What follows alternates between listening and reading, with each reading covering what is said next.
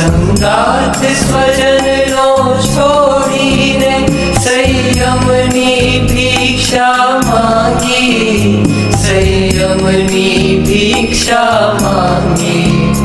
દીક્ષાની સાથે પંચમહાવ્રત અંતરમાં ધરનારા, આ છે અણકાર અમારા, આ છે અણકાર અમારા.